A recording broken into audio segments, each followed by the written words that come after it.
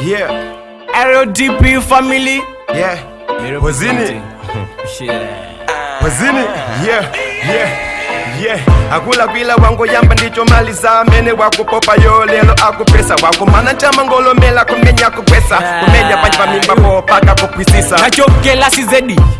kwa jonchi sogolo ndilo wala lili ni matochi apiti ndiwo player inayo ndikochi tikatu yimba pombe latima yimba chonchi kuyimba kwa bowoga koma jefede matako mwana isanga makasesa matama tako kudilo njama pazi woko sopula matako bayine sunga fike kuli kumbuyo ngati matako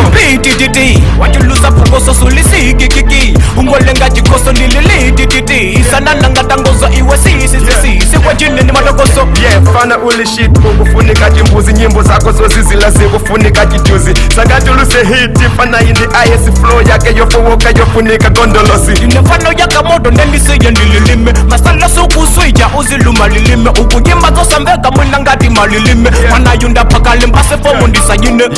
fana wachepa jino sunga sunte olo kazo kuvulila panga sunga kuma bibi dine prayer babatunde deliver top iwe kusingati zatonde fanzi ichitaziwa kuti muno mwafola sindikugawa moni muli makola ndikusakusambuzi ibolele mukola adawangozipopa koma style ni mbola wakumana nazo panga umayenda mbali ndiwe fana uzizila majuni awili lelo uziwona ngati wayima pamila kuwona mbona wona usati makopala ukuyika mahuku ndikuyika mavesi lelo uziwaso kutungani masimpezi uku veka kafungo ngati uli kumwezi chikape ndichimanga papiti ngati menzi fana wachepa sunga veke tufa kulimba na ndigine utakongo siya ufa papiti sindijedo ngati nkazo dayapa itanani apolisi fana ujandapa inandikoba nevo yaja ngalume papitulibe manongo nasu ngalume kuyimba simu matandiku Ozen malume munango kula ndevu koma mulibe mbalume